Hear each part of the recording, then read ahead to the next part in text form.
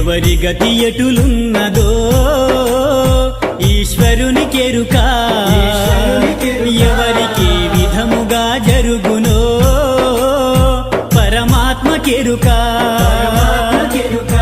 ఎవరి గతి ఎటులున్నదో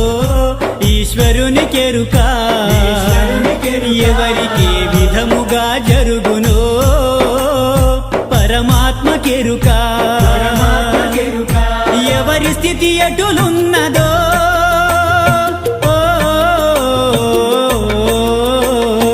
ఎగసి ఎగసి పడుటే కాని అలవి కాదెవరికైనా హరిహర బ్రహ్మాదులైనా అనుభవించక తీరదు